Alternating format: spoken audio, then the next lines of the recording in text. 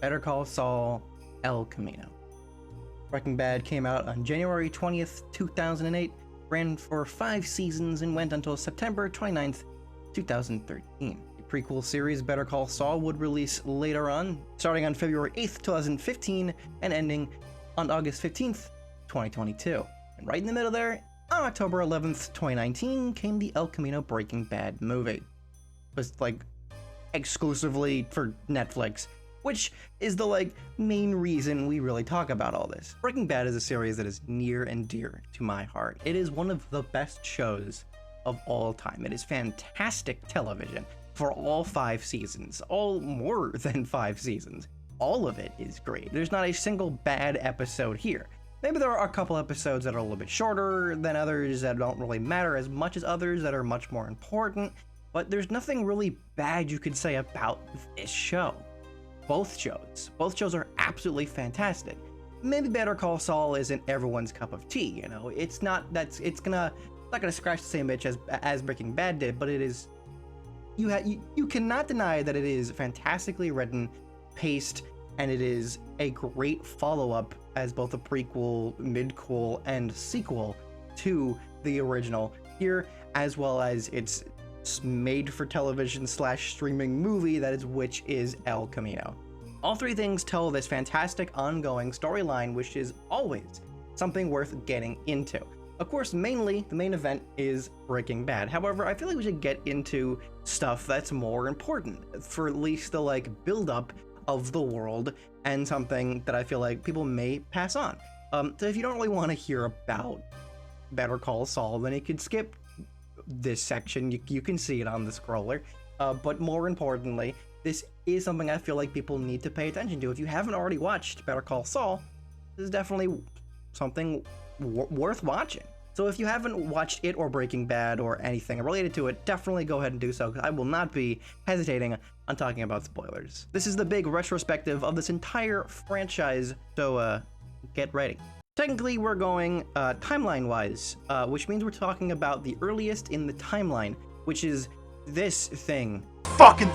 This fucking thing! Slippin Jimmy is this animated 6-episode show that is made exclusively for streaming, not Netflix, funny enough, but was made to kind of tie in the last season. It's about a young Jimmy McGill, who would later be known as Saul Goodman, and his best friend Marco. It's dumb and not great at all. Jimmy is about his much earlier days back when he was a young boy in Catholic school, a time we only really get to see once in the show, and it makes sense. There's nothing really to go on here. There's nothing really interesting to learn about when he was much younger besides the one thing we did in the actual show itself, which was just when he was younger, he learned that there was a guy who robbed his dad, and it was just okay, kid, there's wolves and there are sheep, which ones are you? And that did inform who eventually he would be in the future, and that's an important moment. But none of that corresponds with whatever the hell is happening here. Movies in general, and just generally meant to be more comedic and nothing really taken seriously. Personally, I like to imagine parts of it are canon, because I feel like it does add a little bit more context to his relationship with Marco, who we do meet in the series, the actual main series itself. But, you don't really need to care about Slippin Jimmy. It isn't really all that great. In fact, it's bad. I would say it's bad, even. Majorly, it's about these two who are, very generic, and Sir Jimmy in this one, at least for most of the episodes, feel like he's trying to do, a bad Saul impression. It just doesn't come off correctly at all. The first one is this Western spoof with snowball fights, and it's just kind of all right. It doesn't really do what Westerns do in terms of really interesting choreography and camera work, and though it tries with this fact that it has Western-y music, it's not really a Western.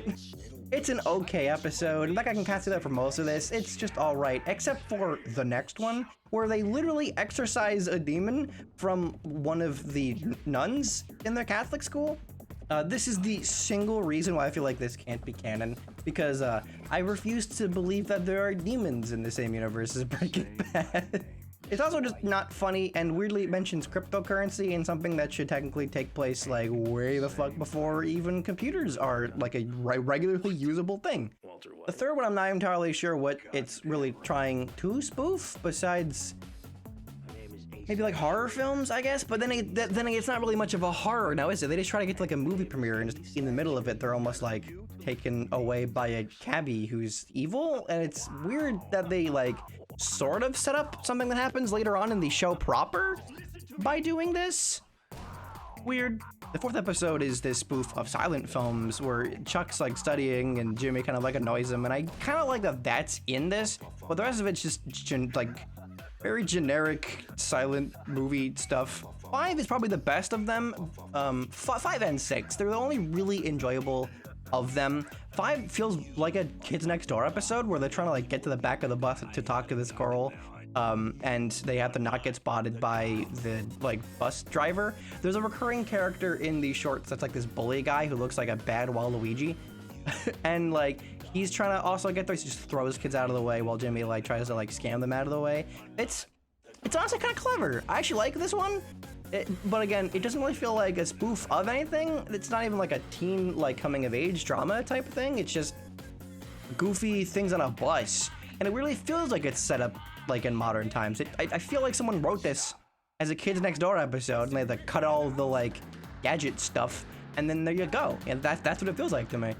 The last episode is this thing with the summer camp where it's I feel the only one that is canon personally. And if you're gonna watch any of these, I feel like this is the one worth watching. Where it's kind of like the very first time Jimmy met Marco at this summer camp, and they pull this heist to get some ice cream that their principal / person who runs the summer camp doesn't want them to have because he's shitty. And it kind of shows the two of them like growing as friends, and Marco kind of gaining the respect of Jimmy and vice versa. I actually kind of like this one too, just because it does build that these two did have a past with each other. Again though, you don't gotta watch this show at all. It's not good. It's not good at all. And that's just me liking the writing. The animation sucks for all 6 of them. Very, very generic looking. People really don't like this style that people claim is inspired by like Family Guy. But even like Seth MacFarlane's shit looks a lot better than stuff like this, or like the one with the bear, or the show made by the same people that's a lot like that one. It's not a bad show. It's harmless, but like in terms of bad stuff of this franchise, this is the one bad thing you could say about the franchise.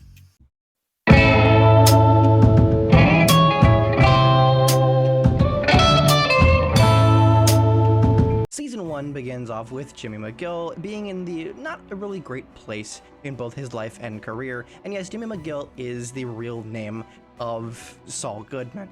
Strangely enough, I feel like that was weird when I had first watched it. I was very confused. I was like, didn't know that was his name, but weirdly enough, he says it in the show. A fellow potato he says it in Breaking Bad. He says his real last name is McGill, and Saul Goodman isn't his real name.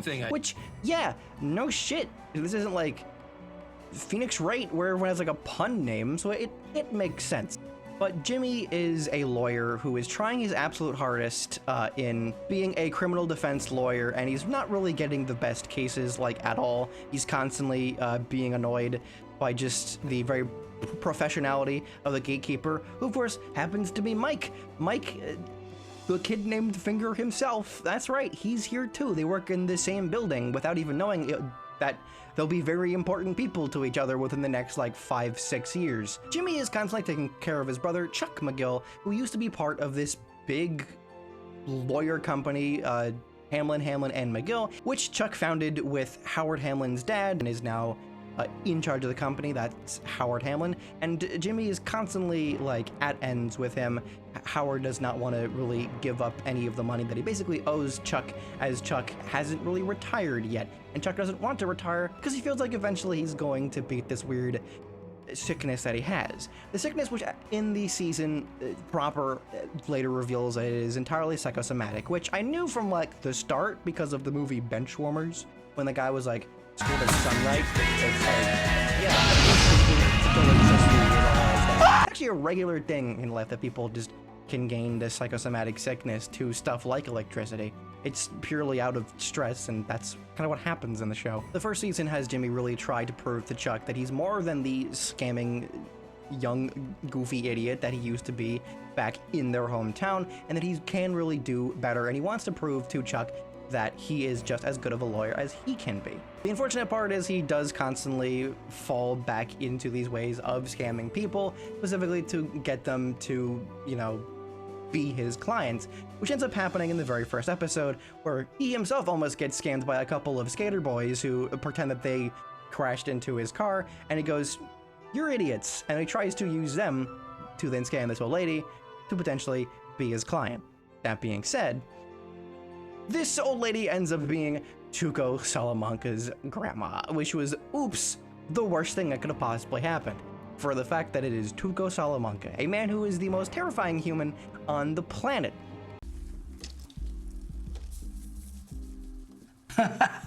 Oh yeah, I remember that little bitch. If I met the actor, I'm sure he's a nice guy, but I wouldn't want to ever say anything wrong to that guy. I feel like he'd kill me within a second. And Tuco is this way now, and it's clear that as the timeline goes on, Tuco gets worse. But like even now he's crazy, as he nearly just immediately kills Jimmy and the skater boys, and then brings them out to the desert to just leave him there. But thankfully enough, Jimmy is able to talk his way out of it, mostly with help of this cool dude named Nacho, or at least Ignacio, who is called Nacho throughout the whole thing, so that's what I'm calling him. He kind of helps calm Tuco down and allows Jimmy and the skater boys to not get murdered, though the skater boys get their legs broken and are never seen again, thankfully enough. But because of this, Ignacio sort of is just like, but you owe me one now, which now brings him into the fold of what Jimmy is looking into during the midpoint of the season. The husband of the two Kettlemans was working with the Treasury and is now potentially guilty of embezzlement. This thing that they're trying to prove that they weren't by doing the worst just legal ideas ever, which is basically just like, tell them we didn't. And that's not how it works at all. But that's sort of a good idea to show you where Jimmy is here, is that he's like, no, we can't do that. You have to admit of doing so you can get off from this, not as bad as you would if you were caught fully with it. And because Jimmy knew that Ignacio was gonna potentially get some money from them, he ends up calling the police to make sure that Nacho doesn't, you know, attempt to hurt the two. Ignacio is put in jail because the group of the Kettlemans did go missing, specifically because they went off camping in the woods to hide their money. He thankfully, with Mike's help, is able to convince the police to help him look into it to see if they potentially did that, thankfully finding them out in the woods and getting Ignacio out, though Ignacio is very mad at Jimmy because he's a snitch and he knows what happens to those people. Thankfully enough, that isn't going to happen to Jimmy.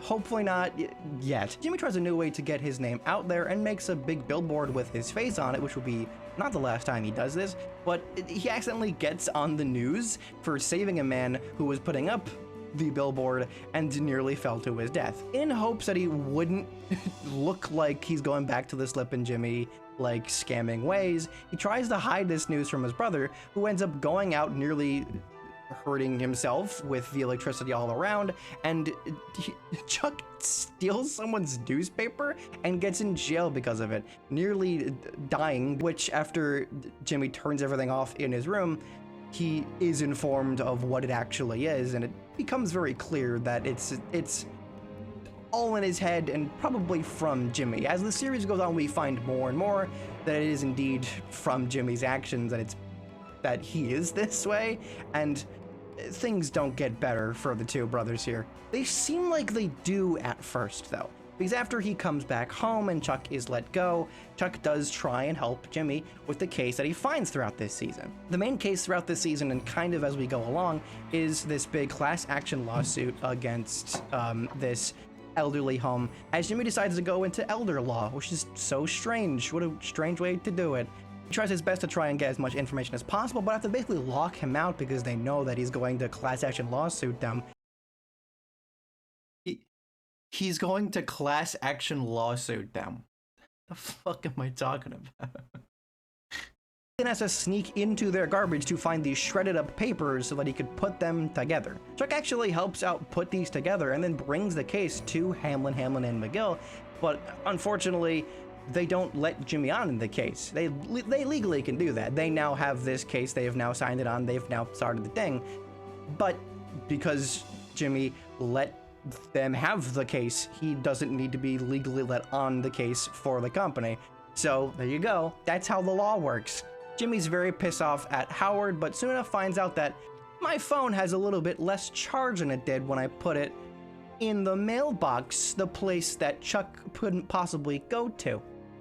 And then he looks through the history of the calls his phone company to find out that there was an erased call, and it results in this big moment where Jimmy confronts his brother and asks him if he did that, if he called Howard to tell him to not let Jimmy on in the case. And it's this amazing moment between these two brothers of Chuck fully revealing he does not trust Jimmy, and regardless of how hard he tries, he doesn't want him to be a lawyer. He wants him to just not be who he is, you know? Chuck would rather have Jimmy have this job that, as far as Chuck is concerned, is of a lower rank than him. He doesn't want to see Jimmy as his equal, and certainly not his superior. He has this just whole thing against him because he doesn't trust Jimmy and has so many reasons not to, but has no desire to even see any new reasons to potentially actually begin to trust him. It's this amazing moment between the two. I love these great lines I would love to enact with someone on stage one time. This great monologue between the two, and this great emotion that Bob Odenkirk has in this scene. It's just so real. It's so visceral in this scene. There's this clear hatred in his voice against his brother that he feels just betrayed by. And Chuck is just so real in this whole scene of just like, you're not trustworthy, Jimmy. You will hurt people. And this is not the last time they'll have a conversation like this as the series goes on. Jimmy is trying to build an honest career, trying to suppress his vices, and he's entirely motivated by impressing Chuck. And he's trying to just do everything he possibly can to build a career. But he ultimately decides by the end of this, he's going to build a career regardless of the way Chuck feels. And he slowly begins to not care as much about how Chuck feels and just fully do what he's going to do out of spite. He also begins to lean more on the only other person who has some positive influence in his life, which is Kim Wexler, a person who worked with him in the mailroom, who became an attorney in Howard, Hamlin, and McGill. And more importantly, is still there. She's very trusted by Howard, and it's cool to see that she's really fucking good at her job. She's a really great lawyer, and the two of her and Jimmy really get along together. They have a great dynamic, and the two of them begin to try and grow together. Even if Kim is very, hesitant to let Jimmy make any decision in her life. It's cool to see by the end of this season how Howard goes from this clearly douchey lawyer boss man who seems like an antagonist to this guy who you're just like, wait, he's not even the bad guy. He's been being told this stuff by Chuck this entire time. He's the reason Jimmy hasn't been let on. He's the reason Jimmy never became an attorney in Hamlin, and McGill. Chuck is the reason behind it, not Howard, and that's a really great way to change everything up. Of his brother isn't this helpless weirdo, he's the antagonist. The other side of this series is, of course, Mike.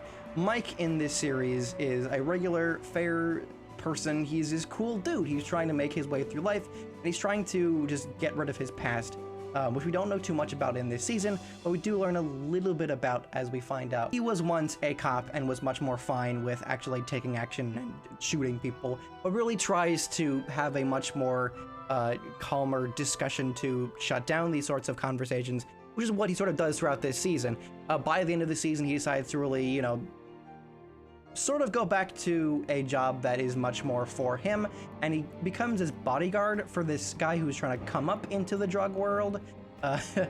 This is real big nerd guy who ends up getting involved with Tuco, and it's up to Mike to try and make sure that Tuco doesn't murder this guy.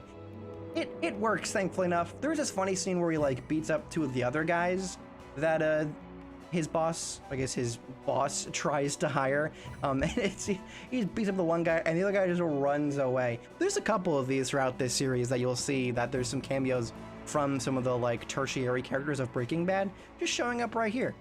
It's the same world. It makes sense. Mike doesn't do too much in this season, but it does slowly build off his relationship with Nacho, which we'll build on for the series as we go along.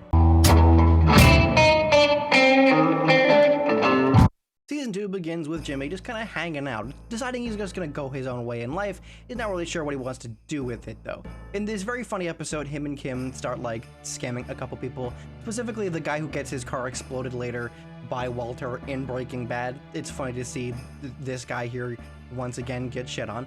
But it's in this that Kim tells Jimmy that he should go with a separate group, which is Davis and Maine. Jimmy does so, and throughout this season he does do a very good job, but unfortunately he gets into several different problems with Davis and Maine that ends up with him leaving the company by the end of the season. Specifically, he really tries to just, go his own way in doing it. He ends up bringing in the Slippin Jimmy way of going about how to get people into the courtroom and get them as people working with the company. He finds a way to like stop the bus so he could find his way on it, so he can talk to some of the elderly people on there and get some more information. And it's stuff like that that ends up making the company be like, Jimmy, you can't do that to stop it.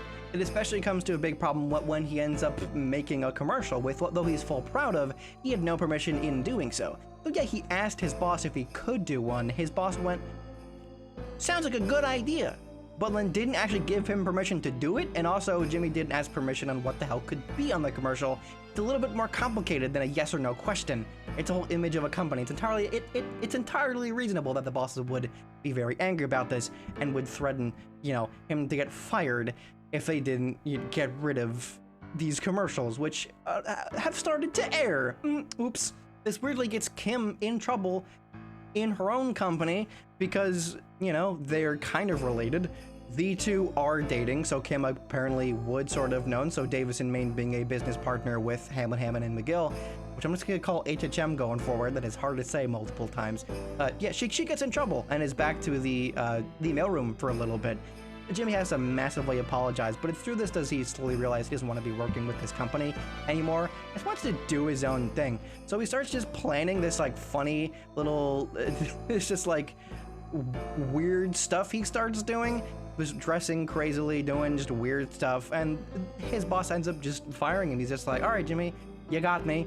Go on your own. This ends up being like a good thing though, because now Jimmy can just do his own thing. Kim throughout this under HHM starts working with Mesa Verde Bank and starts being their like main lawyer. They aren't able to fully work with just her, though they trust her quite a bit, a lot more than Chuck McGill, who decides to sort of take advantage of the situation. But Jimmy, now doing his own thing, tries to put it back onto Kim to help her out, and he just ends up to be the craziest thing of this season. Chuck in a meeting screws up the dates of some stuff, which throws out the whole case nearly, and Chuck like freaks out in court.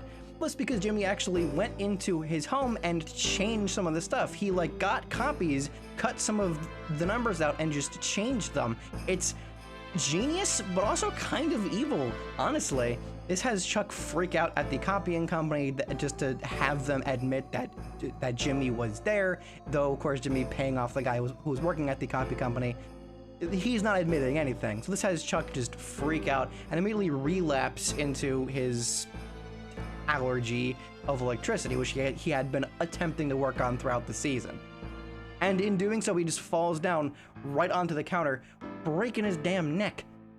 Jimmy, feeling so bad about this, actively admits to Chuck that he was responsible for the copying in order for Chuck to like not go back to like putting tinfoil all around his house, and Chuck ends up having recorded the whole thing, though Jimmy will not find this out till next season. Jimmy begins to fully focus on the one just main positive influence in his life, which is Kim Wexler, and tries his best to try and help her.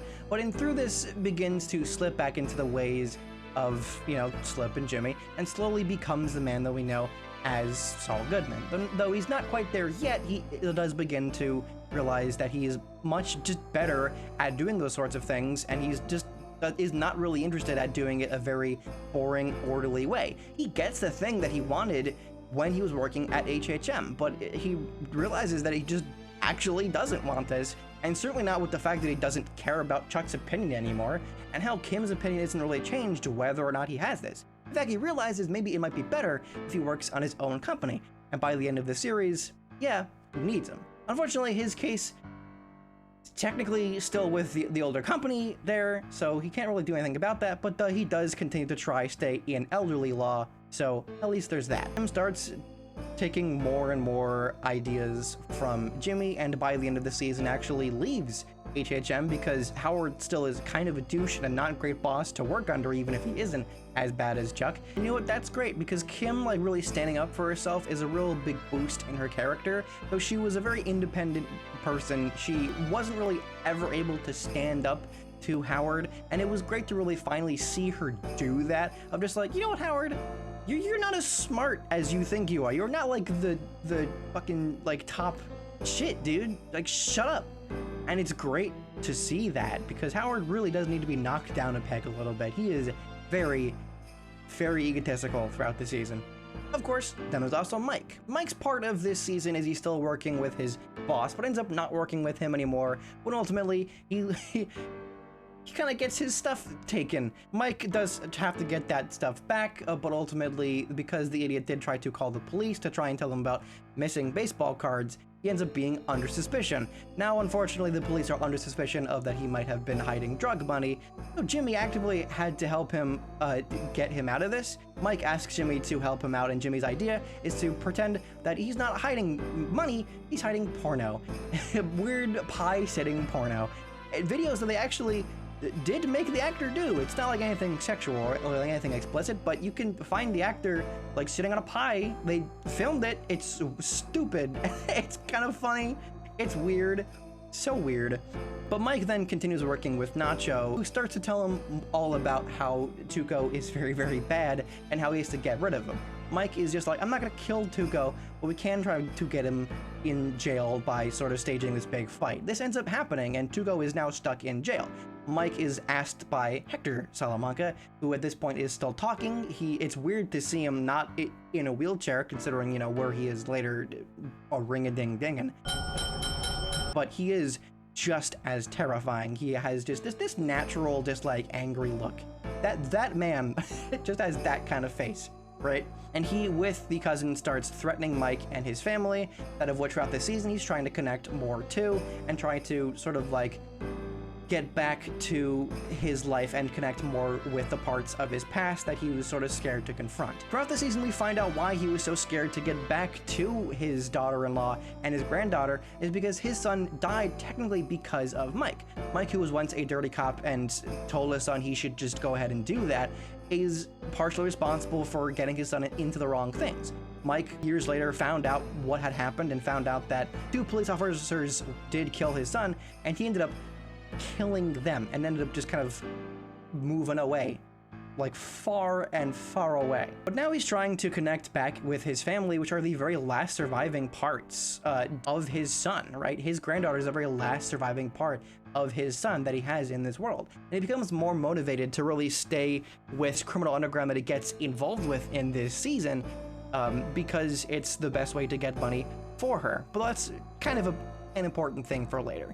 The building blocks of how he gets involved with the criminal underground and why he tries to get back with his family is set up here very, very well. I love the writing of Mike, of how he's very scared to get back into the general public because he just can't live that life anymore. He can't like work a regular job. And by the end of the season, he tries to just get rid of Hector because he doesn't want him attempting to hurt his family anymore. But this unknown force tries to stop him, which we'll find out what it is in the next season.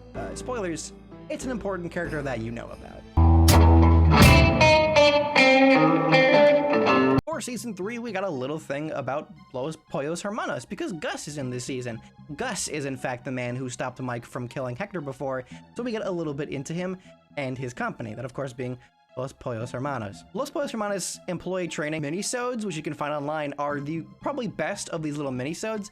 They have one every season, and they're all meant to like parody the like training videos you have at a job. But I feel like the most that are like accurate to what that looks like is this one. I felt like I was like genuinely watching work videos, and I was getting ready to work for this chicken company, and I was like, this is so weirdly accurate, that to the point that I'm pretty sure this is what it looks like in universe, just like without the animations, which clearly show like Breaking Bad characters in them. So unless the like in-universe animators are like psychic, which is weird when you think about that. I don't know, maybe psychics and demons exist in this universe, but I'm not gonna go that far. Point is, it's funny and I like it, and you should totally watch it. But this does lead up into season 3. Mike does find out that it in fact is Gus, and throughout this season, Mike becomes a little bit more of the major character. Throughout this, Gus shows more and more of himself, and he works with Mike to try and cover up some of his actions, mostly away from the Salamancas, who actually have control over the lower sections of America, or if you have watched Breaking Bad, you know Gus will eventually have. So this is our slowly building up to how he gets that from them. Nacho kind of gets right in the middle of this as Gus tries to use him as this sort of spy, though to try and make sure nobody's really suspicious of him, he like fakes his like almost death, which is quite crazy because Gus gets his guys to just beat the crap out of poor Nacho. This guy, who throughout the season we do see his relationship with his dad and how he just wants to just get out of this place, but he realizes he kind of just can't. The worst scene involving this is him actually working with Crazy 8, who you can see this greenness of the fact that Crazy 8 does not know anything about what's happening. And due to the fact that he's a little bit short because business wasn't as good as it was the last couple weeks this week, under the rest of Hector, Nacho has to beat the crap out of the guy. And you see just how terrible it can be and how it is not easy to get out of this business, and neither of them possibly could now. But in an attempt, Nacho does try his hardest to try and learn how to quickly swap the pills. Hector has these pills that he has to take, otherwise he might have a stroke, and that will eventually lead him into, you know, ring-a-ding-ding. And that's what happens by the end of this season. This big climactic conclusion with the major part is during this meeting, Nacho has to quickly do so, and it ends up working. Hector has a whole heart attack and nearly dies, and Gus is able to wipe any blame away from himself and any suspicion that he may or may not be messing with Hector's trade from lower in Mexico to the upper parts of America. So we see this whole like operation and just how Gus's brain works throughout this season, of how just 40 mind chess this guy is on. This guy is like ready to just do like have these crazy plans because Gus knows everything, my guy. He is always present, as important in this section of the storyline as he really does more focus on trying to live his normal life. But by the end of the season, he realizes he really just doesn't want to be in this happy relationship and this happy support group. He just doesn't want to be with these people. And it's not like that he's learning anything from this. Mike's arc throughout this is he slowly does regress into a place that he really shouldn't, as he learns the wrong lessons throughout this season of where he wants to go, as he learns that he's better at shooting, at being like a bodyguard, and by the end of this season begins directly working with Gus under the Madrigal security company, at first just as like a cover, but he ends up deciding to just get right involved, and because of how involved he is, he becomes the main head of security for Gus, or at least as time goes on. Trustworthy enough that Gus will trust him in building this place that is under this little laundry place that Gus bought this season, which of course, you know where that will lead.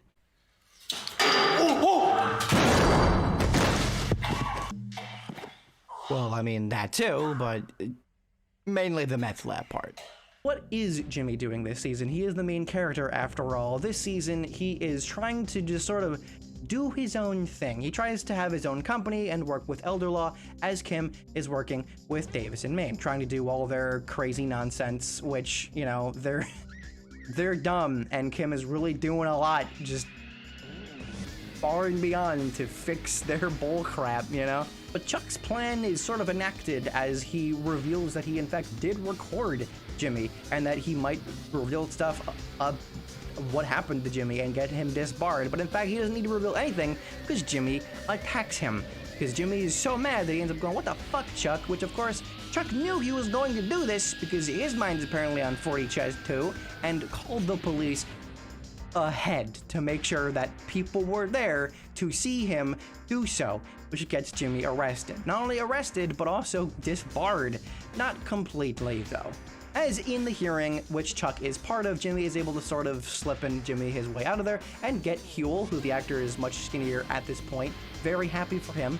That weight loss is fantastic, by the way. He's able to slip a little phone inside Chuck's shirt, which shows that his whole sickness is psychosomatic, and Chuck is not in the right mindset to be doing all of this. Even though Chuck is clearly in the right here, like at least right here in like taping Jimmy and showing that he is in fact very problematic and probably shouldn't have his law license, you're still not rooting for him either, because Chuck still sucks. However, this has some major consequences. Though Jimmy continues onwards throughout his life trying to make a new job for himself, as now he's only suspended for 1 year, he does still have to make money, which he goes to phone sales, which he ends up sort of slipping back into his scammy ways and this very flamboyant way of trying to sell off what he has, in which that he learns that, yeah, you kind of do have to be like a salesman to be a lawyer, so being a lawyer makes you kind of a great salesman. And in a way that does make a lot of sense, right? Because you do have to sell your case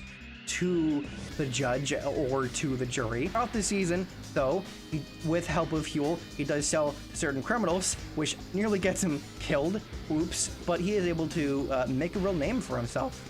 But he's fully fine with it, and by the end of the season, he becomes fine with a lot of other things. Chuck, due to be proven to not be in the right mind, his insurance ends up being too much for HHM, so Howard's just like, kinda gotta fire you, my guy, otherwise we'll go to court, which ends up having Chuck basically lose his entire career. Blaming this fully on Jimmy sort of just leads to Chuck's death. Chuck, in his last moments, just quickly kicks off the little heat gas lantern and burns his whole house down. And if that's not worse enough, the day before when Jimmy tried to call out, Chuck gave the saddest thing possible. And this season we really do see that these two never had a good relationship, and Chuck never cared about Jimmy. Chuck says the worst thing was that he never cared for Jimmy, and Jimmy was always going to hurt people, and that Chuck never wanted anything to do with him. And you see throughout this season that Jimmy's actions is what made Chuck be the way he is, though it's not just because Jimmy's a bad person, it's that Chuck wasn't ever able to feel that he was good enough for the world because Jimmy was around him. His parents always liked Jimmy the most, people always found Jimmy more fun and was the more popular kid, and regardless of how much effort Chuck put into it, people always preferred Jimmy. This was very well shown in this flashback to right when Chuck's illness was just starting out, and he met with his then ex-wife, trying to reconnect. He ends up just badly failing to do so when his sickness flares up again, because Jimmy starts like being funny around his ex-wife, fully showing exactly what Chuck was scared would happen. And it's not that Chuck has nothing to him, it's that Chuck is just so self-conscious that he's unable to acknowledge that he has qualities of his own that are worth liking, and then because of that, he enunciates the bad parts of himself and becomes a worse person as his life goes on. This very sad scene of their mom dying, and her very last words was Jimmy to Chuck, who was the one that was there, right? And the worst part about that scene is that Chuck doesn't tell Jimmy that his mom's last words were his name. Jimmy never knows this. It's this just clear hatred that he has for his brother that ruins his life and clearly leads to his death by the end of this season. It is crazy. Remember I said like the major part was the other stuff? Yeah, for like the action-y bits, but the emotional core, yeah, Jimmy is still very much the major part of this season. Jimmy through this season is unable to do what he wants to do and slowly learns that he can use his talents elsewhere, and through that slowly pushes the boundaries of what he's able to do without getting caught by the police, which pushes him back into the Slippin Jimmy ways. When he finds out that the one thing that he really cared about isn't really going to give him anything positive, the things that do give him a positive influence just end up being the bad things, the scamming, the illegal stuff, which pushes them slowly into the ways that we'll know with Saul Goodman. It's very sad to see, but season 3 is the like kind of the turning point for Jimmy McGill. Starting at the end of this season onward, Jimmy really isn't Jimmy anymore. At least not the trying hard to do his best to try and live a normal, viceless life Jimmy McGill that we saw in the beginning of the first season. This is the point in the show where stuff really starts to get interesting. Like, this is not only where all the crazier stuff starts happening with Mike and Gus and such, but this is really where the character drama starts to come to its forefront and to really craft the world that we know from Breaking Bad. Better Call Saul season 4's little thing, or is Mike in this like security training. It's not as funny as a Los Pollos Hermanos, but it's still Mike Ehrmantraut just being like, this is annoying, and I love him to death. So yeah, it's great. Watch it too. Nothing really to gain from any of this, by the way. It's not like I can like draw anything like new from the canon. If I did, I wrote something down and there's nothing in my notes, so there you go. But Mike begins working with Madrigal, and more so than the previous season, Mike is the major part of this season. Him working with Gus and this group of Germans led by Werner, which, if you don't know, it's a joke because, you know, Heisenberg, Werner, Heisenberg, it's a joke for people who understand science things. Anyway, he really becomes good friends with this guy, like cool drinking buddies with the group, and he tries his best to not only gain Gus's trust, he not only tries to gain Gus's trust as much as possible, which gets him higher and higher in the ranks of Gus's security, but also tries his best to make this whole drilling operation like a genuine place to be for these guys. And it's cool to see this like happy place for them, though problems begin to erupt when Lalo Salamanca shows up. Lalo Salamanca, who in his own way is also very terrifying, tries to get involved with it and tries to find out what's happening underground and what's happening with this place and if there's anything happening. The Germans who just want to see their family for like one day. This is still like 2000 something. There's no internet. Not really, at least.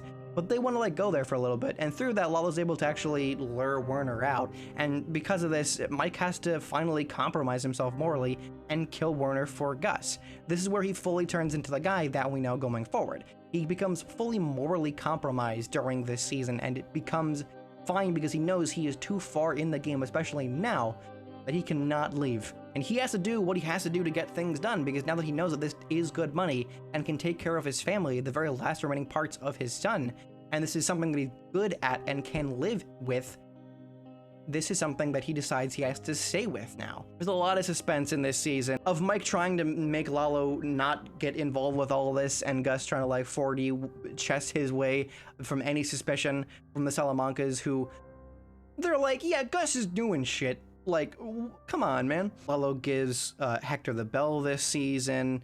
Crazy 8 is now in the place where Nacho was once before, which shows you just the clear corruption that can happen throughout this. And speaking of which, Nacho gets right in the middle of all this, and he has no idea of what to even do about this. He wants to get out of this as best as possible, but he realizes that there's no way out of it. And certainly not because Lalo won't let him do so. Their story for this season ends with Gus being able to get Lalo off his trail from, you know, the fact that he's making a giant meth super lab under the laundromat, but with Lalo being right there because he knows, and he just needs that proof. Yes, Jimmy McGill is in this season, still not being able to do law, though he will by the end of the season. He decides to just move past this stuff throughout this season. Jimmy continues to try and do his fun little scams, and he tries his hardest to keep up with Kim, who's doing a lot better. They do have their own little office for a little bit, and they in fact hire the woman who will later be working with Saul later on, though here she's much more happy. It's cool to see Francesca just very like happy to work here and have like a good place to work, because the DMV sucked before. But, you know, all that joy will slowly be taken away over the next several years. But because none of this ends up really working all that well, he struggles throughout this season, and he gets further pushed back into his scamming ways, fully pushing the limits of what he can get away with without getting arrested, become more and more morally compromised as this season goes forward. As he is still not really over the death of his brother, and God knows really isn't over the life of his brother. It's this mark on his life that he'll never really fully be able to get over, you know? It's something that will affect him for the rest of his life, even if he's not really ready to admit it yet. As Huel, with his headphones on, ends up whacking a cop who was looking into the situation, very understandably so, because Jimmy is very suspicious. Because of this, he actually has to get Kim to help him, which we get into her stuff, as right in the middle of this season, Kim gets in a car crash. The Mesa Verde stuff is just too much for her. Ends up like needing to just sort of like take some time off of it. But through this, she decides that she doesn't want to take time off, and she is a really great lawyer and wants to prove this, that she can do great stuff as a lawyer. She actually gets involved with like smaller cases, and she ends up being the lawyer for Huel. This process, though, she ends up learning that Jimmy is much better at getting people off of cases, not as a lawyer, but just as a scam artist, as Jimmy tries and succeeds to get Huel out of jail by mailing in letters, making a fake whole website, and basically annoying the judge so much to the point that basically, yeah, they settle it in court and he gets off scot-free, and which is absolutely amazing. Kim, though very, very angry at all this, she does acknowledge that it does work, and that is weird.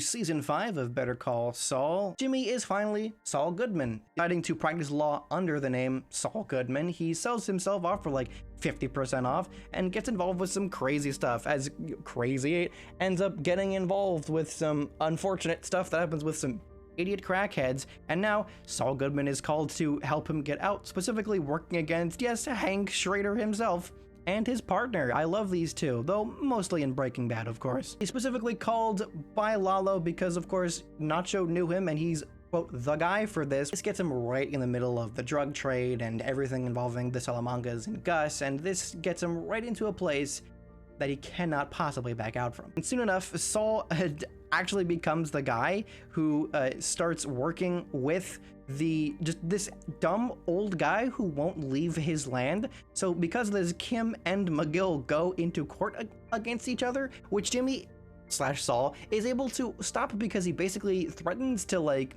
send some very incriminating commercials just out in the public, which just make fun of the banking company. So there you go, he ends up winning. Kim, though, is happy that she's able to get away from the dumb old guy, which, P.S., when Jimmy was helping the dumb old guy with trying to keep his land, John DiMaggio, as in Bender, was the, like, leader of the people who were trying to demolish his house, so that was funny to note that. But yeah, Kim is very angry at this and basically threatens that they have to break up, or else they get married, and then they have to legally tell each other everything. Ends up not really happening, but all right, it's cool to see them get married. And when they were married in court, Kim didn't have like a middle name, which was something that people paid like way more attention to than they needed. It didn't really matter as much as people assumed, actually. This is where Saul gets right in the middle of very, very bad things. Mike, who is like nearly killed and sent to Mexico, is convinced by Gus that Gus is really doing a right thing and that he's the right party in here, which I kind of agree with. Gus is still evil, but also, you know, Gus has a really good reason for doing this. I would have liked for this to go more into the relationship between him and his boyfriend who was killed by the Salamancas, but we don't get that, which is unfortunate, you know. If you're a person who's new to this and you start with Saul, you really don't know why he's so angry at the Salamancas till like Breaking Bad season 4, and that's like fucking 7 seasons. But Mike, now fully working with Gus, teams up with Saul to help get the money for Lalo, as Lalo has now been imprisoned for some other stuff and hopefully not be found out about any of the drug trade stuff that he's involved with. They're nearly killed by some people, and because of that, the car that Saul had the entire series ends up crashing into like a little ditch, which is unfortunate. Like, you kind of grow to like this car because it was Saul's car, or he's Jimmy's car, but with Jimmy's car being crushed down, he really does continue his transformation to being Saul. Him helping get drug money for a drug trafficker nearly dying in the desert with this guy who's an assassin is the farthest place he wanted to be 3 seasons ago, and this is the clear showing that these two are on the bad choice road. The bad choice road, which is this great episode and this great speech that Mike gives, there are choices you make and they lead you down a road, and you can continue going down this road and you can make other choices which put you down some of the other intersections that are in this road. But there's no going back on any of these roads. Once you go down one, you can't go back. You can't circle back around and go down another. You can only make maybe a similar one, but if you go down the wrong road, you're stuck down that road. So the bad choice road ends up being the one that you really don't want to go on. And it's especially the worst one to go on because the fact that you can't go back on it, you won't realize you will want to till you're far down there. This is a great way to show off how these characters slowly become corrupted, not because they're bad people, but because they've made the wrong choices, thinking they were making the right choices, thinking they were making, maybe though selfish, the right choices for themselves, the right choices for the people they care about. Some choices that they thought that they had something positive coming out of it, but realize that there's way more negatives than there is positive. Nacho can't get out of this drug trade whole thing. Mike is now way too deep into his relationships with Gus, and Saul is now right in the middle of this because of the choices he made. If he didn't screw with Tuco, he wouldn't have gotten involved with Nacho, and if he didn't fuck with that, he wouldn't have been basically forced to do anything with Lalo, and now he's stuck here because he helped Lalo, and he wasn't even able to say no to the whole Crazy 8 thing before, so now he's stuck here because of what he did with Tuco. So they are able to bring Lalo's money to the bail place and get him out. People end up finding out about all this, and people basically know him as this criminal lawyer, which weirdly enough kind of helps out, as people now realize that he's the right person if they want to get out of jail, if they want to, you know, cause problems and be able to get out of jail.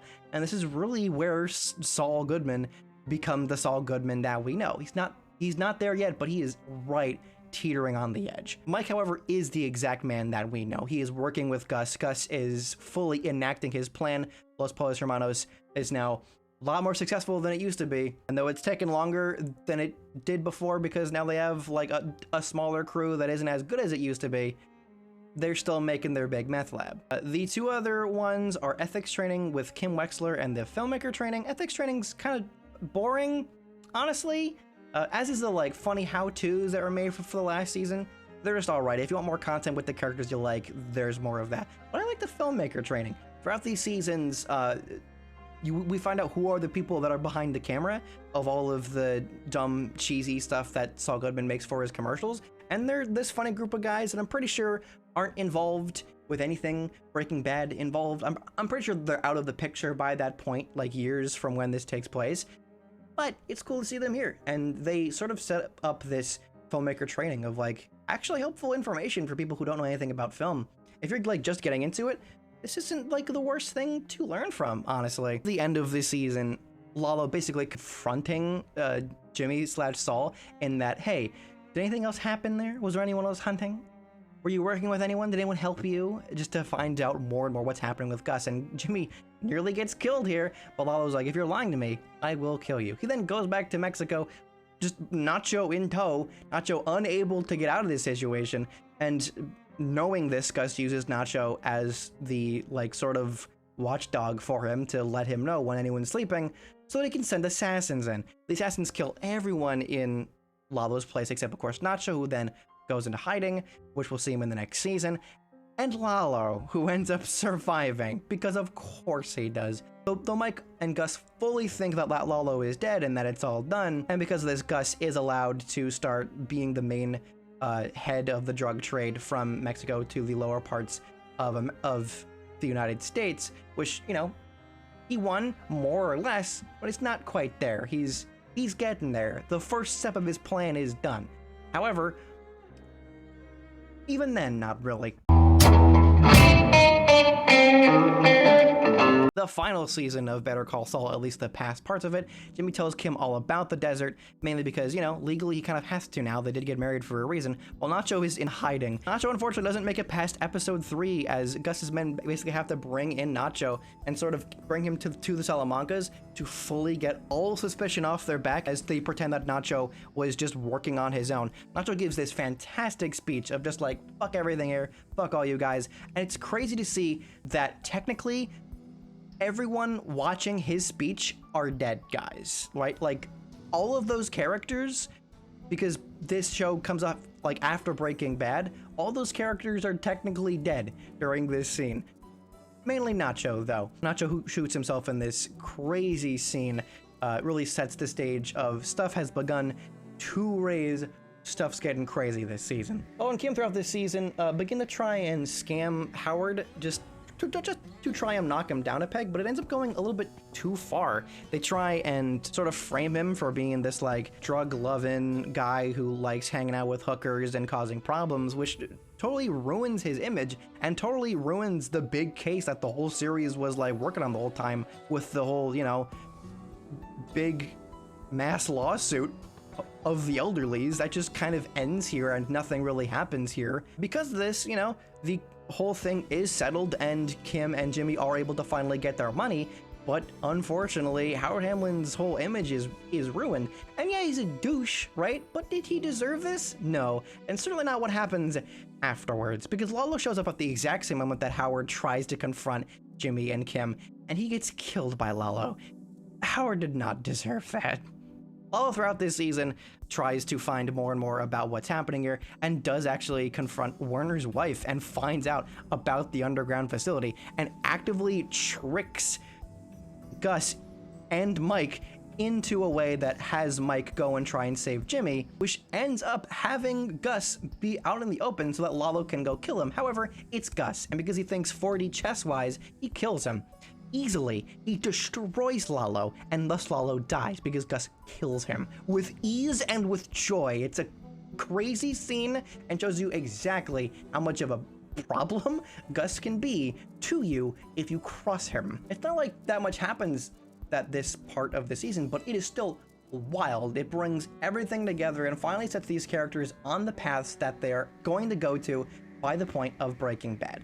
Finally, Kim has too much of this, and the two of them realize that they have to go their separate paths, and this fully has Saul shut down all emotions for himself and goes fully into his work, working with known criminals, working to try and put them to get the most money as possible so he can get the much money as possible, and constantly running scams and talking his way out of his clients from getting into jail. And of course, doing drugs, hanging with hookers, and buying the house that he in fact told Kim that he was going to buy for the two of them eventually. We'll find out what will happen with Kim later on, but we do of course know that Mike and Gus make their lab and start becoming very successful with it, and start working with a guy that Gus was sort of trying to groom into being the best chemist of all time, who we know is Gale, who we do see a little bit in this season. He was still in his schooling at that time. He was still in college, and it was cool to see like Gus really saw his potential even then. It was like, we're gonna do some good shit, Gale. And they did. They became incredibly successful doing the like best meth